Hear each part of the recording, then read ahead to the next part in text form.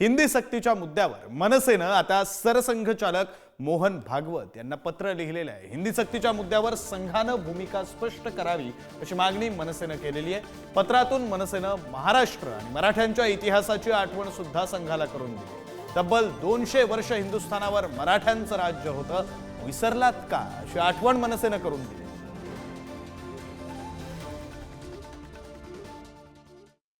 हिंदू समाज हा एकत्र येण्याची विखुरण्याची शक्यता अधिक आहे।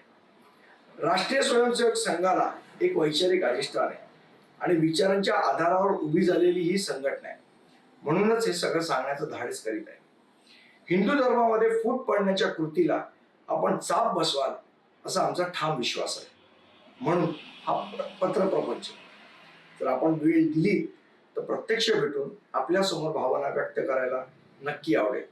आपला नम्र संदीप देशपांडे। हिंदीची जबरदस्ती या महाराष्ट्रात करता येणार नाही, मराठीची जबरदस्ती सक्ती या कारण महाराष्ट्रात अनेक लोक बाहेरून आलेले आहे, सगळ्या प्रांतातून आले, पण या महाराष्ट्रात तुम्ही जर राहत असाल, या महाराष्ट्राचं मातीत तुम्ही राहत असाल, या महाराष्ट्राचं मीठ तुम्ही खात असाल तर तुम्हाला मराठी आलीच पाहिजे। ही भूमिका कोणत्या का पक्षाची असत नाही, फक्त आमचीच नाही, कोणती का असत नाही, तर मला असं वाटतं तिचं स्वागत केलं पाहिजे। नुसतं स्वागतच नाही केलं पाहिजे तर तिची सरकारने अंमलबजावणी केली पाहिजे। तर आपल्या बाजूचे प्रांत त्याच्या भाषेतसुद्धा आपोआपच मराठी मुलं मुली जे आहेत ते शिकत असतात।